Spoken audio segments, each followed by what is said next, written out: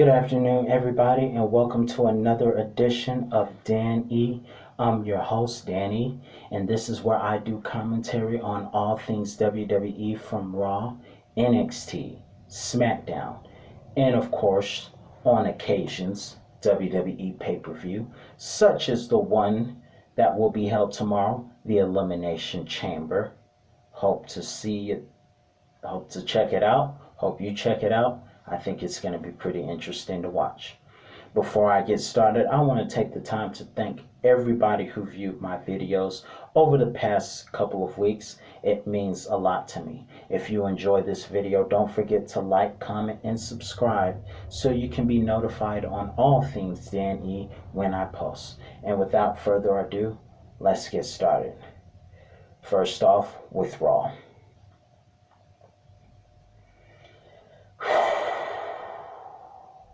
I'm going to tell you why I'm breathing like that, why I'm sighing like that.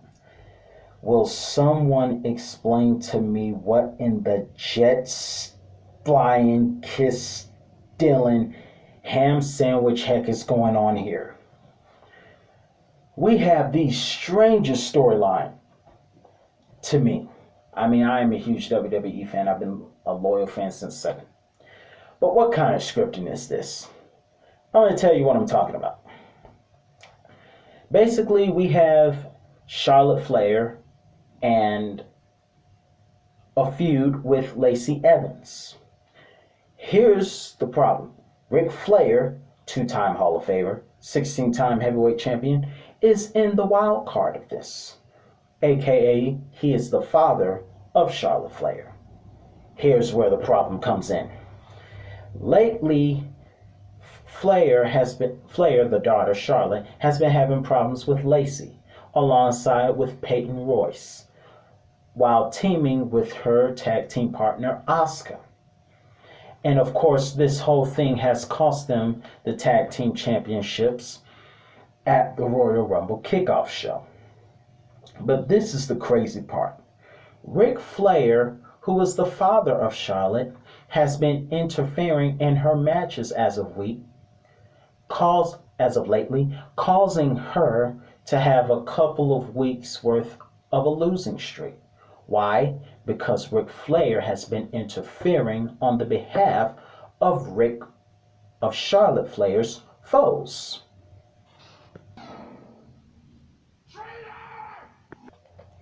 Thank you, Kylo. Our thoughts exactly. But anyway, this has gone from a strange storyline to a family feud-like episode of Jerry Springer. Why? Because this past Monday, it has been announced that Lacey Evans, on the storyline, is pregnant. Now, how do I say this in a clean fashion? Because I have family members watching. I didn't know men 72 years young were capable of growing gardens, and I surely did not know that they had the energy to grow gardens. I mean, I thought you would be like Bernie Mac on the Kings of Comedy. Body tied, body weary. But hey, Abraham and Sarah had a baby, so it's possible for a 72-year young man to make gardens. However, even though he is young enough to be the grandfather of Lacey Evans' daughter, with all due respect to the legendary Nature Boy Ric Flair, what kind of storyline is this?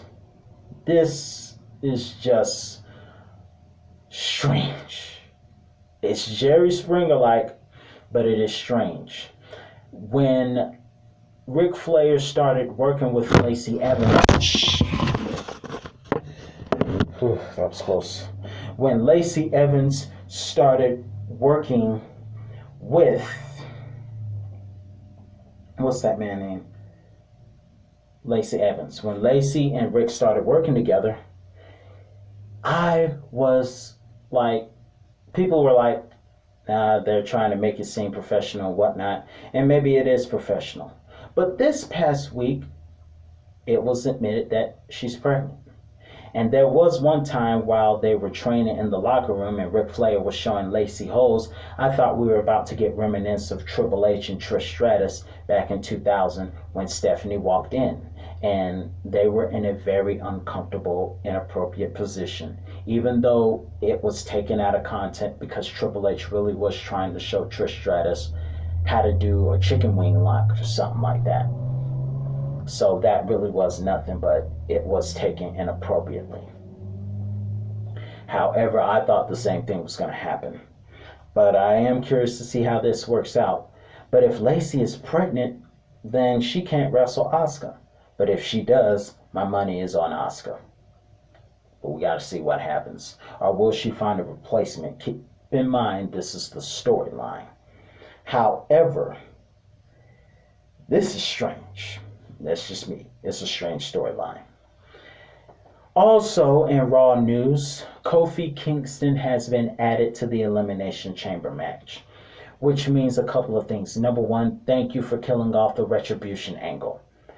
Me personally, I think they need to let Dominik Dijakovic go back to being himself, and hopefully he'll grow his hair back the way they had it, because he was just so much better off as his original self. This Retribution angle was destructive booking, in my personal opinion. And also, in that matter, let Mia Yim be herself also. They allowed Martinez to go back to NXT and be herself, which is what they need to do with the rest of them, because this Retribution thing is not working. It's not working at all. But back to Kofi. Kofi is back in the Elimination Chamber match with The Miz taking himself out because he's the Money in the Bank winner. He doesn't need to be in the chamber. However, there was a gauntlet match that saw Drew take on almost everyone successfully until Sheamus attacked from behind and won. However, that means Sheamus will be entering the chamber last, but my money is still on Drew McIntyre. After all, I know some people are saying anything's possible and anything is, but my prediction is on Drew McIntyre retaining the championship. After all, there have been many great moments where wrestlers have retained their championship inside the chamber. I've mentioned it before. Randy Orton has done it. Triple H has done it. Alexa and Daniel Bryan have done it. So it is possible for those type of things to happen. So my money is on Drew McIntyre. And I'm not saying disqualifying or shortchanging Jeff Hardy, Kofi, AJ Styles, even though he won't have help from his giant bodyguard. Randy Orton has too much on his plate storyline wise, because not only is he trying to win the championship, but he has too much unfinished business with the mushroom head reject, The Fiend. And I knew from the start that he was going to come back eventually. And I wouldn't put it past WWE storyline to have The Fiend return at the Elimination Chamber. It is a huge possibility. But in my predictions, I think The Fiend and Randy Orton are going to face off at WrestleMania. Just like I think that Drew McIntyre is going to retain the championship. Now, I would love to see Sheamus and Drew at WWE Fastlane next month, because Fastlane pay-per-view is scheduled to take place in the month of March next month. My money will be on Drew McIntyre, or so, because I'm actually rooting for the guy, but that's just what I think. However, I still think it's going to be a great Elimination Chamber match. I cannot wait to see it, and I hope you watch it as well. It is going to be awesome. So there's that for Raw. Let's go on to NXT. Edge says that NXT focuses more on the second W, whereas Raw and SmackDown focuses more on the E. But I think NXT has a excellent balance, because they are great with their action, but they're also great with storylines as well as mic segments, as the segment with the Dusty Rhodes Trophy winners prove. It turns out, as we saw, even though I was rooting for Shotzi and Ember Moon to win, Raquel Gonzalez and Dakota Kai won the match. However, I'm starting to gain a like for those two after what I saw with the mic segment between them and the tag team women's tag team champions Shayna Baszler and Nia Jax. Now, it was a segment that welcomed both MSK, the winners of the men's tag team tournament, and the women, of course, Raquel and Dakota. However, it was a very fun segment with great fiery mic points. Very much a lot of savage like things were said. And I was very curious because we remember Io Shirai saying that Dakota Kai was afraid of Shayna.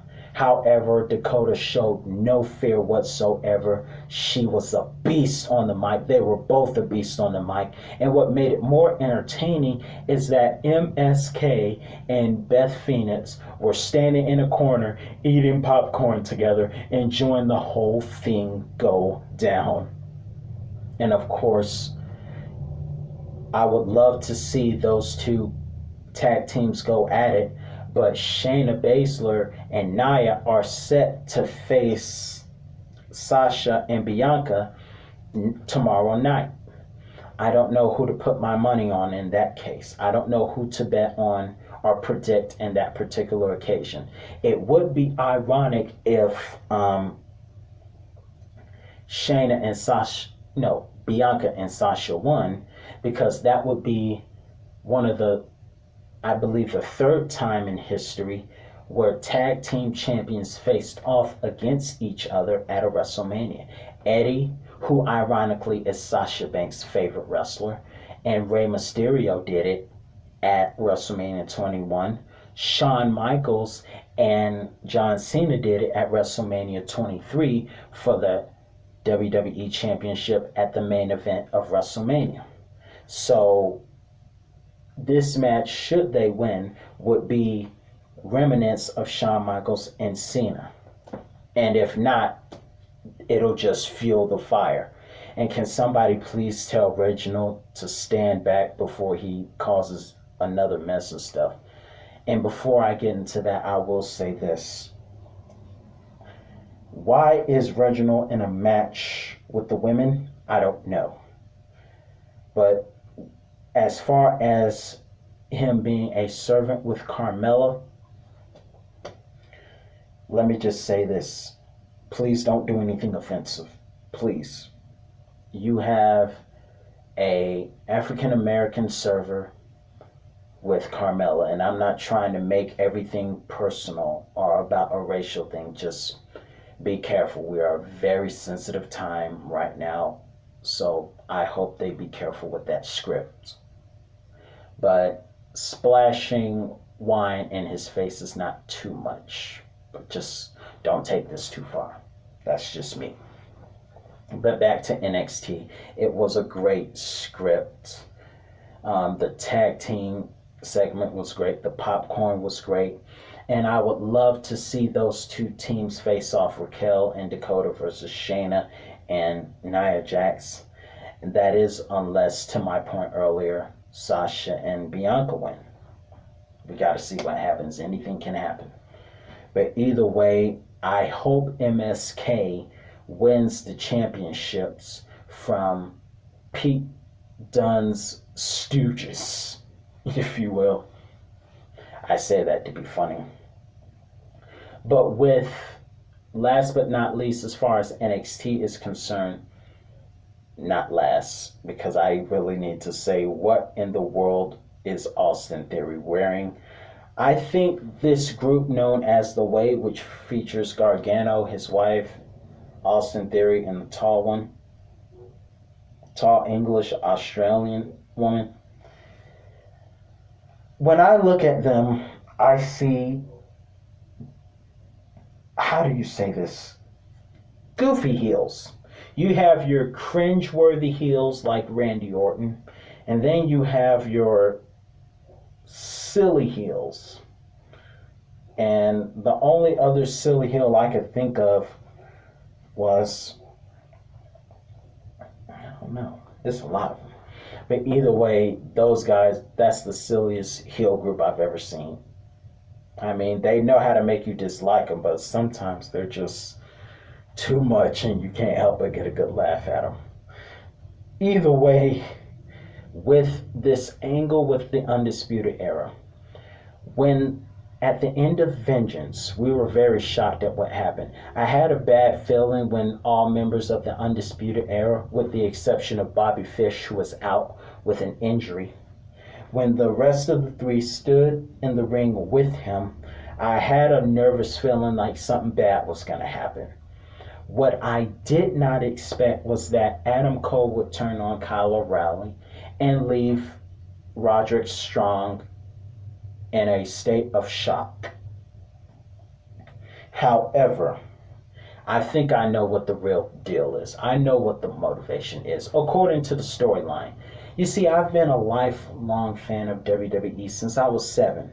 3 days, I watched my first episode of SmackDown 3 days after Hulk Hogan rammed The Rock with an 18-wheeler truck.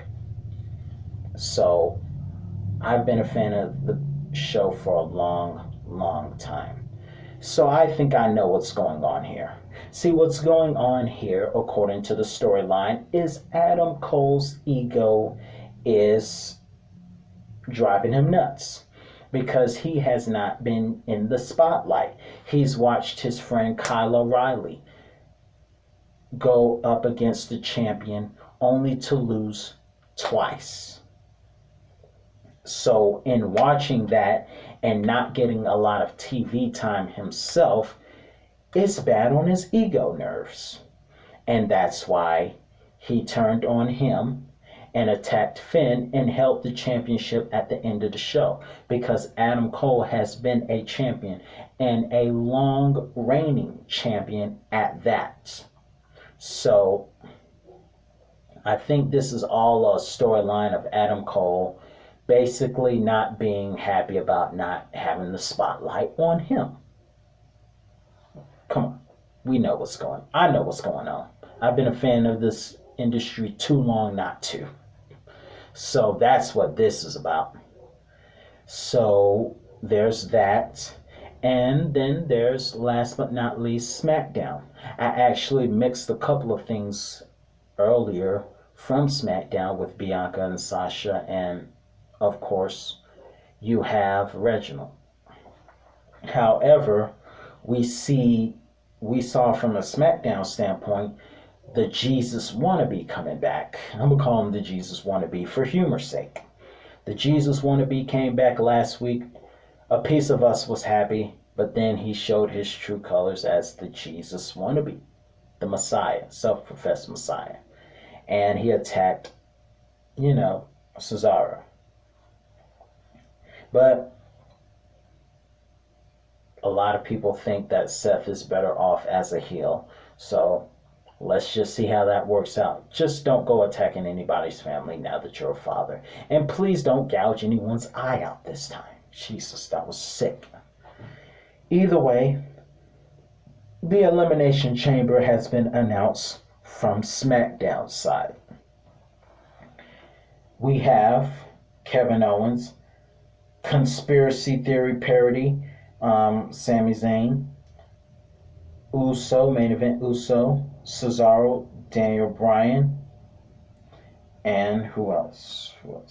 KO, Cesaro, Bryan, Sami Zayn, Uso. Who's the last one? But regardless,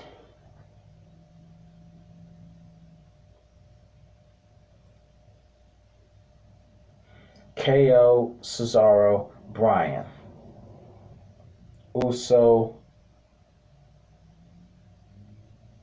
Corbin. Can't stand that guy. But either way, I'm not shortchanging all the other fives, but this is just my personal prediction. I think Kevin Owens is going to win this match. However, as the script was made to be, um, I think what's going to happen is Kevin Owens is going to win a very hard fought fight in the Elimination Chamber, and the storyline is going to have Roman Reigns come and pick up the pieces. So, in my personal hope, I hope that's not the last. I hope that the match from Raw side is the last match of the evening, because I think that will have a much more interesting ending than the SmackDown side, because it's from the SmackDown side, it seems very predictable. Whereas with Drew McIntyre, I think that's going to be a interesting ending. My money is still on Drew McIntyre. I believe Drew is going to retain the championship, which is why I think that should be the last match. With the SmackDown side, I think KO's going to win. And I'm not saying no one else can. Anything can happen. But I think KO's going to win. And then Roman's going to come pick up the pieces. And after being speared at the end of the night, I think Edge is going to choose Roman as revenge for spearing him. And like I said, that is going to make an excellent dream match. I would love to see it, because Roman and Edge are both known for their spears, as they showed you on Friday Night SmackDown, but both are also known for having great submission, or should I say sleeper holds. Edge being the anti-venom, which was probably inspired by Randy Orton's being the Viper. And then you have Roman Reigns and his guillotine. So I think that's going to make a great match. And who knows, he may just choose Drew McIntyre or whoever wins that match. But I think Drew is going to win that match. I think he is going to retain. Either way, I think it is going to be a great match to watch. And I can't wait to see it. And I can't wait to give my reviews on whatever happens in the show. So until next time, this is Dan E. Stay safe, and I will see you next time.